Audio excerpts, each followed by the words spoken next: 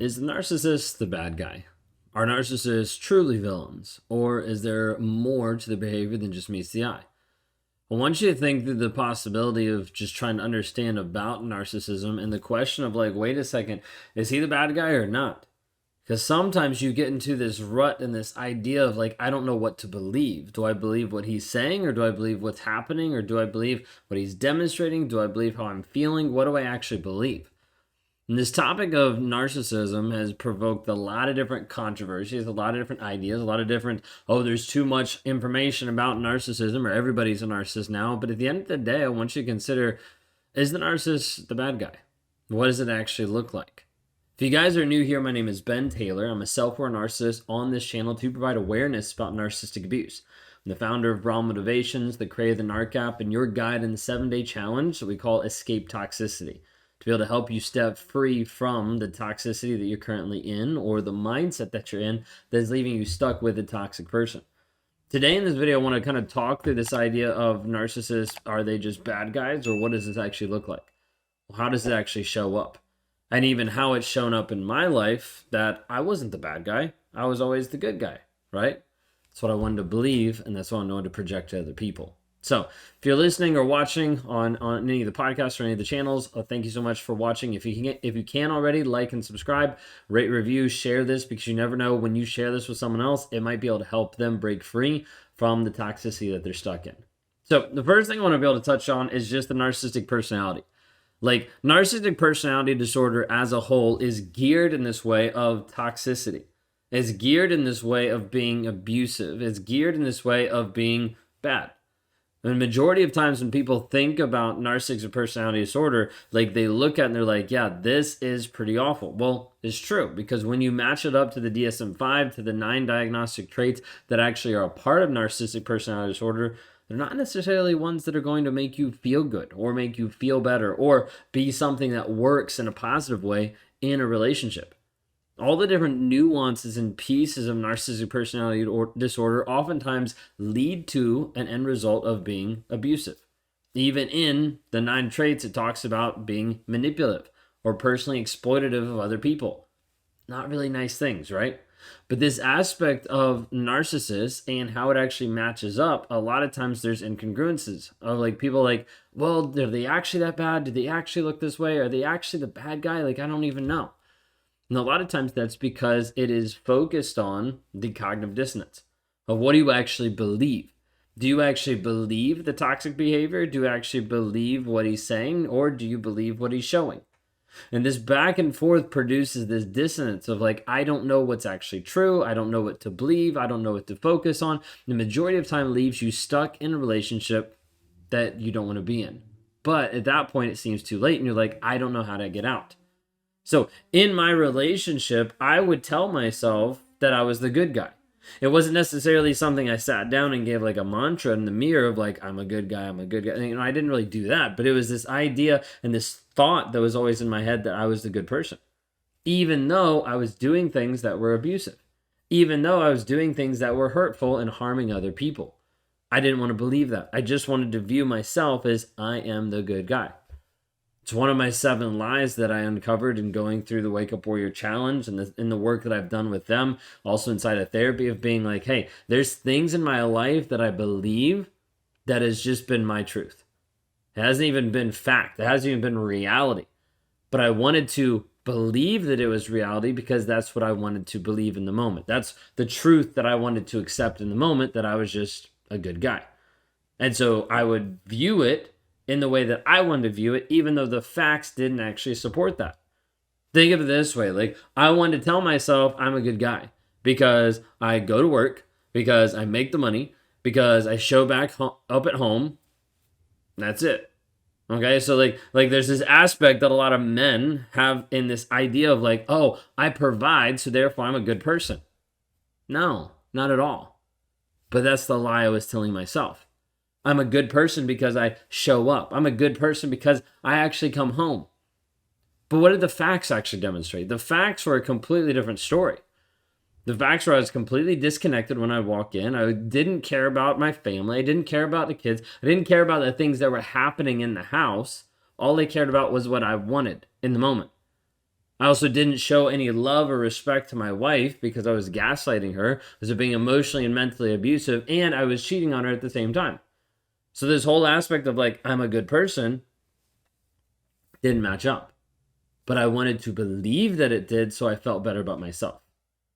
What you're going to see is when you're involved with a toxic person, they do not live in the same reality that you do. You might look at the facts of the situation and be like, wait a second, this doesn't match up. And he's still over there being like, I don't know what you're talking about. I'm a good person. You'll see people with narcissism that start to exhibit different pieces of abuse, manipulative behavior, lack of empathy, crave this constant validation that oftentimes will result in how they're actually treating you or how they're abandoning you to make themselves feel better about the situation. Okay? So this question then is the narcissist the bad guy, comes down to what are they actually showing? What are they actually doing? What are they actually demonstrating on a day-to-day basis? You might be here today and you might be like, I don't really know what they're showing because I feel like I'm confused every time we talk. Every time I sit down and I try to have a talk with him of how it's affecting me, I walk away apologizing. I walk away getting frustrated. I walk away yelling at him when I was just coming to the table trying to talk to him about something. And then it seems like I don't even know what to believe because he goes from one extreme to the other. You might be at the place today where you are so confused in the toxic relationship you're in, you might not even view it as being toxic. It might just feel normal. It might just feel what you were raised in or how you grew up, and you might be thinking, hey, this isn't so bad. At least he's not hitting me. At least he's not hitting me. I had several people that have said that before to me over the years in coaching calls and working with different clients, and they've played it off as if it didn't matter. They played it off as if it was a small thing of like, well, at least this isn't happening. But when we play that game, you can keep upping the ante of how much that person is abusing you. As long as there's a bigger and a worse abuse above it, you can always continue to move it up. Well, at least he's not yelling at me. Well, at least he's not hitting me. Well, at least he's not cheating on me. And all it does is it starts to justify the things that are underneath, that this person not showing up real or honest or being vulnerable or willing to actually work with you in the relationship. But instead, they're just continuing down the same destructive path. This whole concept of thinking, wait a second, are the narcissists the good guys or the bad guys? Is he actually a bad guy? Like, is it really that bad? Oftentimes, it's a way to try to minimize it. It's a way for you to justify the relationship that you're in. This happens so many times when people are like, well, if I knew he was a narcissist, then it would be better. Like, if I could just get him to admit it, if I could just get the diagnosis, if I would just understand that he is a narcissist 100%, then I would be able to move on. No, you wouldn't. You wouldn't. Talk to countless people is that we walk through and they know what's actually there, but it doesn't change the reality that they're still stuck. That they're still a slave to this other person. Because of what's going on in their mind. Because of their truth in that moment that's not actually based on the facts. They want to believe that that other person cares. They want to believe that that other person is loving to them. They want to believe those things instead of looking at the reality. What do the facts actually say? He's showing up in an abusive way. This piece that people don't want to hear about the narcissist not caring about you, about the narcissist being the bad guy, about the narcissist, all these things come down to the simple fact of you actually embracing the facts of the situation. Not your truth, not my truth, not anyone else's truth, but just the facts of the situation. What is this person actually demonstrating? You see, I can talk a good game and I can say, oh, I'm this great person because I show up, I provide, I put a roof over their heads, I do all these different things, right? But then when it comes down to it, how I show up is what is actually determining who I am. Like the actions that I do on a day-to-day basis is what makes the difference between a positive and a negative relationship.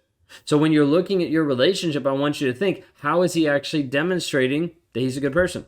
How is he actually demonstrating that he loves you? How is he actually demonstrating that he's a good dad? Well, this is a big one because a lot of people are like, well, he abuses me, but he's a good father. He abuses me, but he's a good father. Those don't match up because your kids see that. Because your kids start to pick up on that. You're like, no, they don't, they see it. The majority of the time, the kids in the relationship typically know which parent is narcissistic way before the other parent does. Because they don't know what they're seeing, but they can feel it. They have an idea. They know something's off, that something's wrong. Don't fall for the lie that minimizes the abuse that you're in because you're questioning, is he actually the bad guy? I want you to consider at the end of the day, it doesn't matter if the person's bad or good, it just matters what the facts. What are the facts about the situation? What is he actually demonstrating on a day-to-day basis? What is the evidence that you're actually seeing? Does the evidence point to positivity and a growing, healthy relationship, or does it point the opposite way? Make your decision based on that. Not about the opinions, not about your truth, not about his truth, not about my truth, not about anybody else's truth, but just the facts of the situation. What is actually real? What are you actually seeing? Otherwise, you'll minimize the abuse, you'll push it to the side, and you'll try to believe a different reality so you don't have to face the current reality that you're in.